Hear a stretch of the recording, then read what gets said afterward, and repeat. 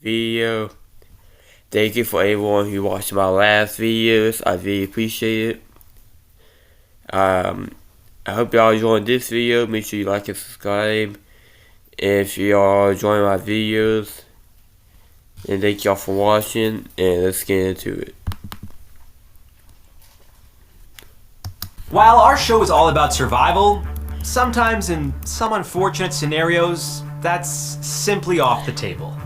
In today's episode, we'll examine 7 of the most brutal and bizarre deaths in human history.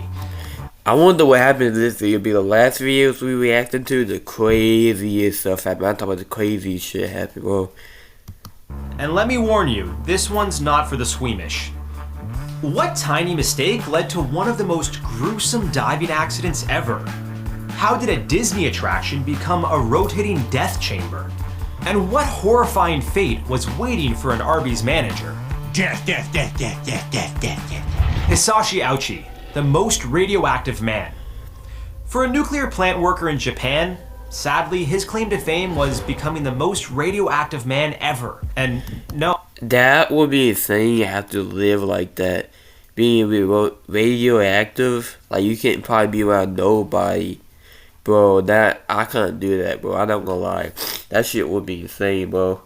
oh, he didn't get any cool superpowers. It all started on September 30th, 1999, when 35-year-old Hisashi Ouchi went to work at a nuclear fuel processing plant in Tokamura, Japan.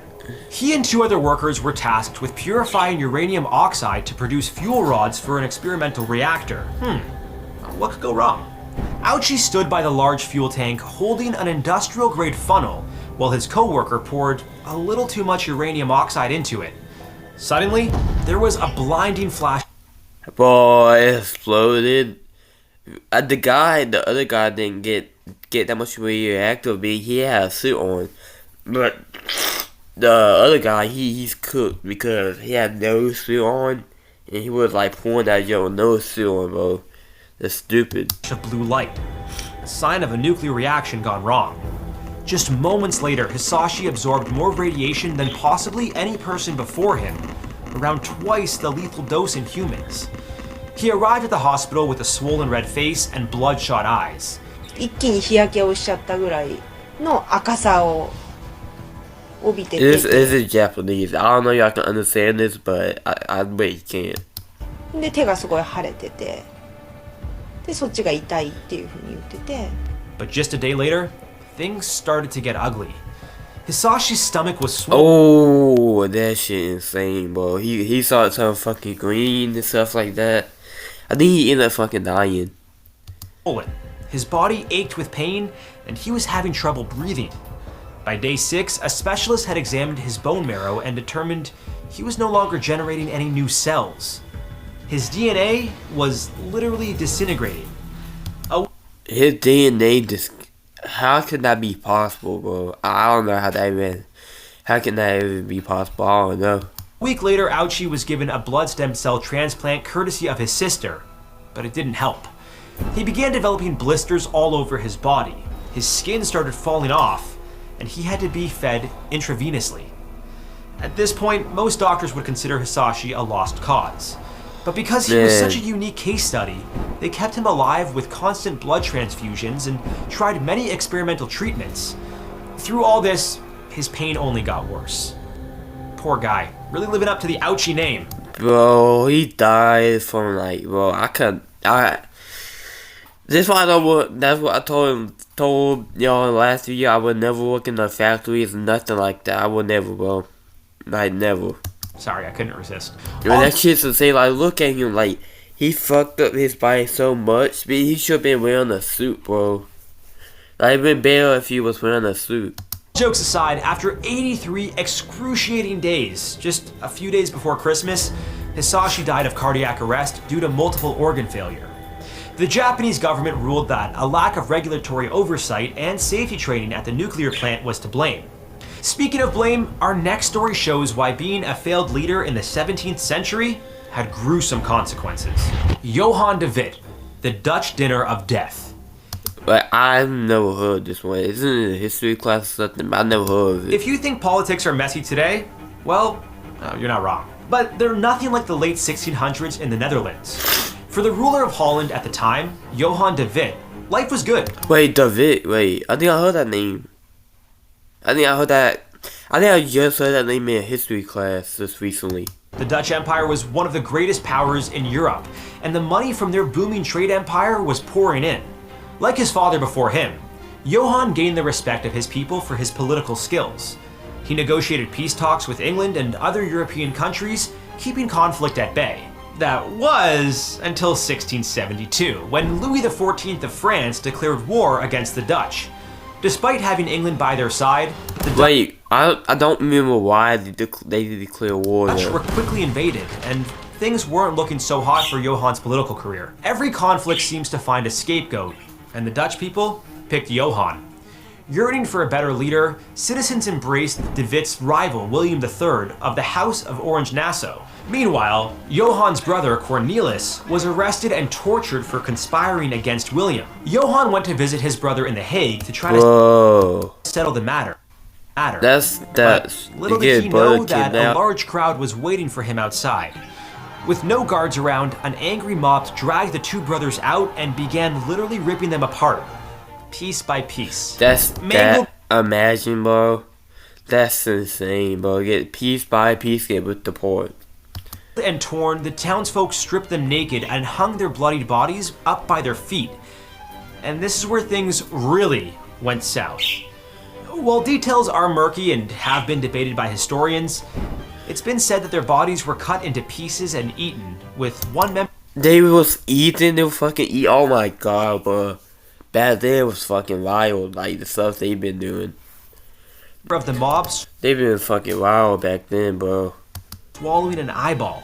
This is why you invest in good security, folks. This next story brings a whole new meaning to breaking under pressure. It's been said that offshore oil rigs are one of the most dangerous places to work.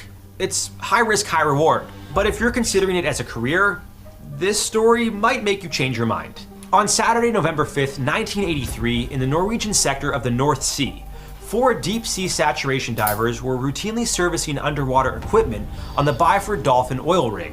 Saturation divers have a pretty unique job.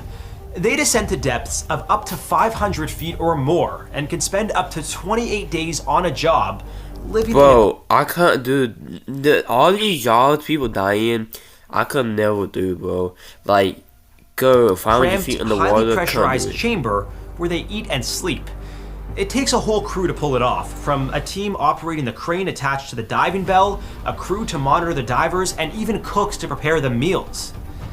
However, the most crucial role in the operation is that of the tenders. These guys unspool the air supply tubes and communication wires, called the umbilical, connecting the divers to the surface. Their literal lifeline. For William Crammond, it was a job he had performed many times. Part of his duty was to help the divers safely depressurize in living chambers on the rig's surface. That morning, Crammond safely escorted 2 divers to one of 2 pressurized living chambers by carefully connecting and disconnecting the highly pressurized diving bell. To avoid decompression sickness, commonly known as the bends. Wait, what happens to you? Did the thing explode or something? I don't fucking know, bro. Like, bro, this fucking video, like, so much fucking detail unlike the other videos we react to. Saturation divers have to slowly acclimatize to normal pressure over a long period to prevent gas bubbles from forming in their bloodstream. Crammond and another tender, Martin Saunders, prepped the other 2 divers to enter the first chamber. To do this safely, the diving bell was meant to be detached only once the chamber doors were completely shut. But sadly, whether it was poor timing or an equipment malfunction, the door wasn't fully closed. Instantly, 9 atmospheres of pressure, over 130 pounds per square inch, But it might as well explode at that point. exploded outward. The diving bell pummeled Crammond to death and seriously injured Saunders. But they got off easy. Inside the chambers, 3 divers, Edwin Arthur Coward, Roy P. Lucas, and Bjorn Bergerson, were soda streamed from the inside. The nitrogen in their bloodstream rapidly formed gas bubbles and killed them instantly from the explosive decompression. But the diver who had it the worst was Truls Hellevik. He was standing right in front of the door of the diving bell when the pressure was released, immediately sucking his body through the narrow opening. Oh my fucking god, bro. He got fucking sucked in the tube. It's actually on video too. Bro, I can't lie. That's some crazy stuff. I'm not gonna lie. Opening. It was broken into several pieces and spewed out on the deck as if he had been thrown into a life-sized meat grinder. Thankfully, the accident led to sweeping reform in commercial diving safety. Nowadays, saturation divers are slowly being replaced by remotely operated vehicles, or ROVs. Now, that's a job that actually makes sense for a robot to take. Speaking of, this next story justifies my I think I heard this next story coming up. It's like, I think this one is where this woman, it was on stage, like, it was in stage or behind stage, and the curtain was moving, and she, like, fucking died. Like, she got crushed by the moving scenes. In fear of animatronics. Ugh. Deborah Gale Stone, The Last Trip to Disneyland. Disneyland is full of adrenaline-pumping rides like Space Mountain and the slow but spooky Haunted Mansion. They say it's the happiest place on Earth. Well, that may be true for some people. That's not true. For 18-year-old Deborah Gale Stone, it was the scariest. The beloved theme park has had its... To me, it's not true, but I've never been there. So I can't say yes or no, to be honest. fair share of tragedies over the years, but nothing compares to this one. It was a sunny summer day in July 1974. Deborah was working as a hostess at the Disneyland Resort in Anaheim, California. The perfect job to save up for college. Deborah greeted guests and welcomed them to the hot new attraction, America Sings, a rotating carousel of animatronic animals. But what are the animals though? Like, I never saw the animals in Disney though. Singing about U.S. history. Guests that makes sense. would sit in one of the 6 seating areas surrounding the turning platform. These Yeah, were split up I think she did fucking die on this. I remember she died because the thing moved and she was in front of it and it crushed me. using divider walls, turning every 4 minutes as the show continued. The show was a big success, but just 9 days after its grand opening, it became Deborah's final destination. After the 24-minute show, there was a 45-second interval during which the carousel stopped, allowing guests to leave.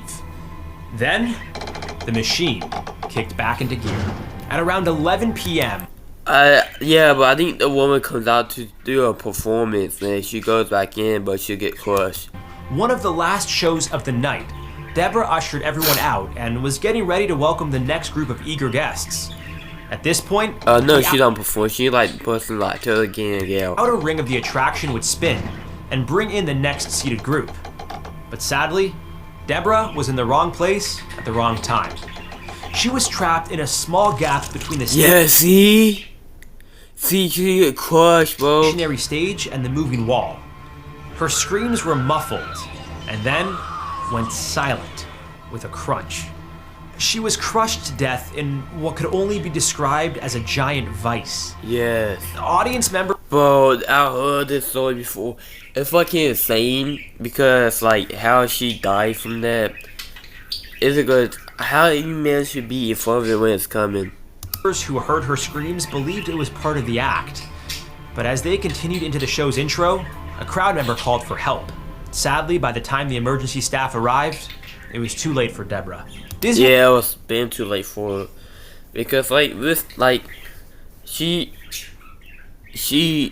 got crushed to death. But I remember that one story, that one video we had to where he got crushed to death by like 2 inches, and he still survived, but ended up dying. But still, that was insane. launched an investigation and shut down the attraction. Temporarily. It reopened just 3 days later. Are you kidding me? To prevent further accidents, they installed safety lights and the rotating walls were swapped out with breakaway versions, in case you don't want to be crushed to death. But the real kicker? Deborah's parents filed a lawsuit against Disneyland and were only given a small settlement. Talk about being taken for a ride. Now, this next I wish I keep suing, bro, because bro, it shouldn't be able to crush you like that. Like fucking. Bro, it fucking don't make sense, bro. This don't fucking make sense. story also involves being trapped and will send shivers down your spine. Niuet Le, a chilling death at Arby's. Fast food workers are considered some of the hardest workers How and do we you fully die at respect their Arby's? hustle. For a lot of folks, it's literally how they survive. But as with any high-stakes workplace, accidents do happen. For one Arby's manager in 2023, sadly, it was an accident that could have been easily avoided. A Houston woman froze to death. It's one of the kind of How she free? She probably got locked in the freezer. the most horrific deaths you can imagine. 63-year-old Texas native Nuyuit Le and her son were transferred to a new Arby's restaurant in New Iberia, just 30 minutes south of Lafayette, Louisiana. On May 11th, around 9 a.m., Les started her opening duties as the floor manager. This included counting the inventory and checking items like buns and meat from the walk-in freezer. What she didn't know was that there had been problems with the latch on the freezer door lately. The freezer was around minus 10 degrees Fahrenheit, which is fine Whoa. for short periods. Except as soon as Le tried to exit, she realized the door wouldn't budge. Typically, freezer doors like these are built to be thick and heavy to create a proper seal, which, unfortunately for Le, Whoa, she died because the door went open. I would assume in this situation again, because it looked like the door went open. Like, you should make sure the designers of this stuff should make sure the door can open and stuff like that. Bro, like this shit be like, bro, created a sound barrier as well. this shit And to make like messed up, bro. things even worse, she didn't have her phone on her to call for help. Sadly, no matter how hard she banged on the door, none of her coworkers heard her. I mean, in all fairness, fast food kitchens can get pretty loud. It wasn't until 6 hours later that her son, Nguyen, who had just started his evening shift, came across the devastating scene. Sadly, his mother was completely frozen with bloody hands from beating on the door. Ugh. After the tragedy, Nguyen and his siblings sued Arby's for unsafe working Yeah, they should have sued Arby's. conditions. It was later revealed that the freezer door was broken and employees had been using a screwdriver to open it for months. How do you not report something like that? I mean, come on. Dying from hypothermia is one of the worst ways to go. In minus 10 degree conditions like Arby's freezer, it would kick in after around half an hour. When your body temperature drops significantly like this, your nervous system, heart, and other organs begin to shut down. You'll start shivering, grow dizzy and confused, and eventually pass out and die. This next story might make you think twice about where you hold your work meetings. The Erfurt latrine disaster. I don't think I heard this one though. In July of 1184, in the medieval city of Erfurt, now considered central Germany, a meeting was set to resolve an ongoing land dispute between Landgrave Louis III of Thuringia and Archbishop Conrad of Mainz. On his father's orders, 18-year-old King Henry VI was brought in to mediate with the help of several nobles. Henry VI decided the meeting should take place on the upper floor of a two-story building next to the Erfurt Cathedral. Whether it was for the view I don't understand none of this shit. I'm not gonna lie. I don't understand none of this shit. or his lofty ambition, it's hard to say why. What he didn't know was that right under the ground floor was a sewage pit. Not exactly the modern plumbing we're used to.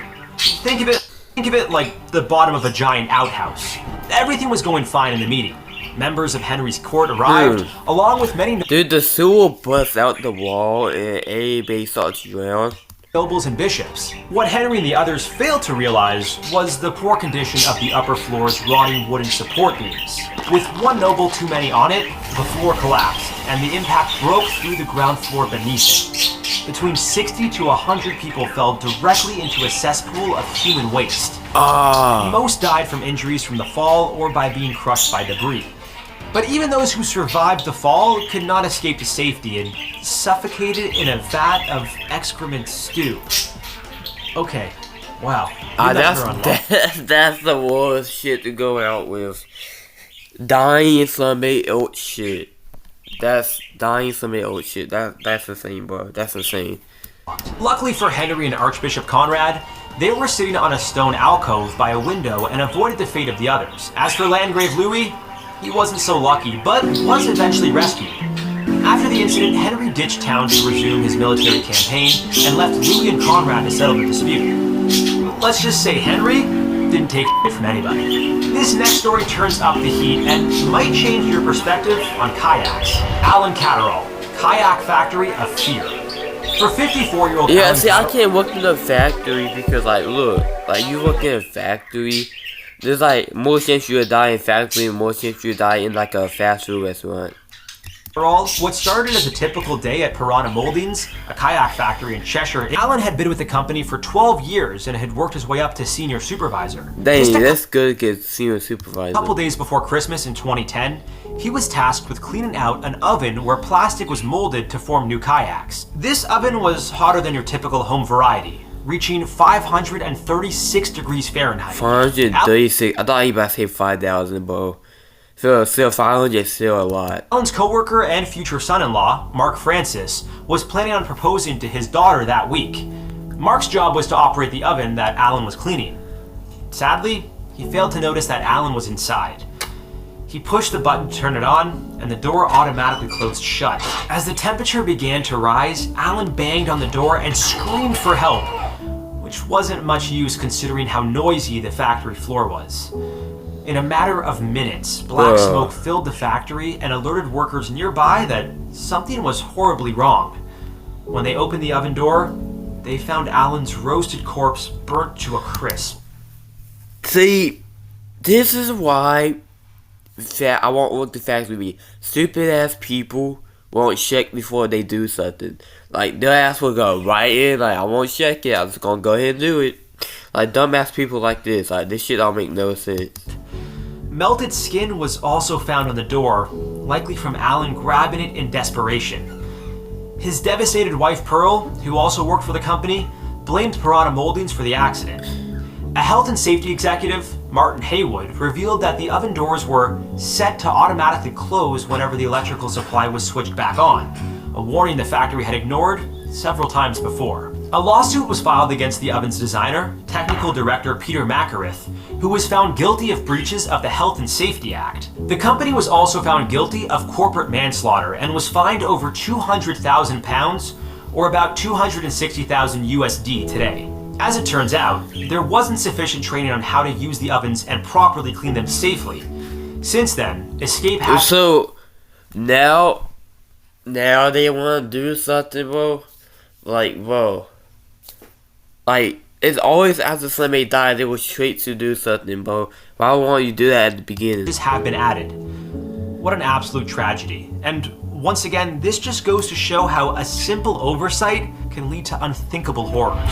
Our heart goes out to all the families and friends. Well, that's it. That's all for this video. Thank y'all for watching. Make sure you like and subscribe if you like and enjoyed this video. If you want to see more videos like this, just ring the bell. If you want to see me react to another YouTuber or watch another video, just comment down below. Thank you for watching, and I'll see you in the next one.